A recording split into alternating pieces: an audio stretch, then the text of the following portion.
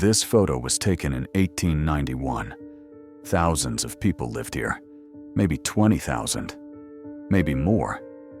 Then one day, they all left. Food still in jars, fires recently used, doors left open. For 600 years, no one knew why, until scientists found this. Before you Google it, yes, this is real. And no, you weren't taught this in school, because what really happened here is something we're uncomfortable talking about. They didn't fail. They didn't vanish. They made a choice. For over 1,000 years, they built this. Cities carved into cliffs, water systems that worked in the desert, trade routes stretching hundreds of miles. They weren't primitives. They were engineers. This is Cliff Palace at Mesa Verde. 150 rooms, built by hand, positioned perfectly for sun in winter, shade in summer. By 1250, the civilization was at its absolute peak. Population, higher than ever. Agriculture, optimized for the environment. Architecture, unmatched in the region. Everything pointed to stability. And then, between 1276 and 1299, every community left. Now here's where it gets disturbing. They didn't run. They didn't panic. Archaeologists found rooms exactly as they were left. Pottery stacked neatly. Tools still in place. Corn stored in sealed jars. This is how you leave, when you believe you'll return. For decades, researchers searched for dramatic answers. War, disease, invasion. But the real clue was far quieter. It was hiding in the trees. Using tree ring analysis, scientists can read climate year by year. And the trees around Mesa Verde tell a story that changes everything. In 1276, the rain stopped. For 23 straight years, the region experienced one of the worst droughts in recorded history. Not one failed harvest, not a short dry spell. An entire generation grew up knowing nothing but scarcity. Crops withered, water sources weakened, wildlife disappeared. As water vanished, so did stability. Then evidence of extreme violence appears. At sites like Castle Rock Pueblo, archaeologists discovered something disturbing. 41 people, men, women, children, found together. No proper burial. Signs of blunt force trauma, evidence of desperation. This wasn't war, this was survival gone wrong, and it wasn't isolated. Across the region, the same pattern emerges. Defensive walls, watchtowers, settlements designed to be sealed off. The cliff dwellings weren't just homes, they were fortifications. Look at them again. High walls, narrow entrances, perfect sightlines. Despite all this pressure, despite the violence, despite the collapse of resources, the departure was organized. Communities left within the same period. They moved in groups. They had destinations.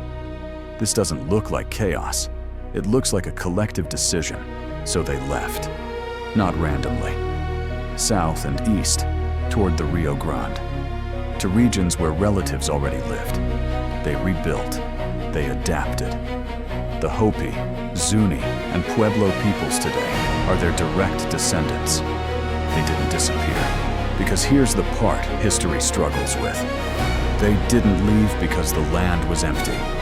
They left because staying would have demanded something worse, a complete breakdown of social order. They walked away from cities that took centuries to build, from land tied to their ancestors, from everything familiar. So maybe the mystery isn't why they left. Maybe it's this. How close does a society have to come to the edge before walking away becomes the only rational choice? Because they reached that moment and they chose. The question is, would we recognize it in time? But there's something else, something the archaeological reports mention, but rarely emphasize. Something carved into the rock itself. At dozens of sites across the region, Archaeologists found the same symbol: spirals, carved into cliff faces, painted on hidden walls, always in places you had to search for. Some are small, others are massive. And here's what makes them strange. Many were created in the final years before the Exodus. The spiral appears in nearly every ancient culture: Mayans, Celts, Aboriginal Australians. It often represents journey, cycles, transformation. But among the ancestral Pueblo, it may have carried a more specific meaning: migration. Not just physical movement, but a way of understanding change. To them, the spiral may have symbolized when it was time to leave one way of life and begin another. In Hopi oral tradition, passed down for generations, they speak of the fourth world, the world we live in now. But before this, there was the third world, a place of abundance that eventually lost balance, where people forgot how to live in harmony with the land. In this tradition, the appearance of the spiral was understood as a sign, a reminder that it was time to move forward. At one site, archaeologists found something that still challenges explanation: a spiral carved into a cliff wall, positioned so that on the summer solstice, at exactly noon, a narrow beam of sunlight passes directly through its center. This wasn't decoration. It functioned as a calendar, a marker of time, a message meant to be remembered.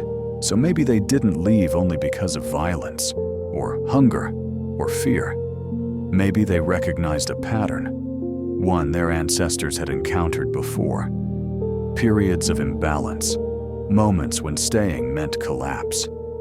In this interpretation, the spiral doesn't mean run. It means understanding that one cycle is ending and another must begin somewhere else. Which brings us back to the question: would we recognize the spiral? Would we see the signs? Or would we convince ourselves that this time is different? What do you think the spiral really meant to them? Tell me in the comments. If stories like this stay with you, this channel is for you. Here, we don't chase answers. We explore the moments where history, logic, and reality stop aligning. Disappearing civilizations, hidden decisions, patterns that repeat, even when we don't notice them. If you want to keep questioning what we think we know, subscribe. The next story is already waiting.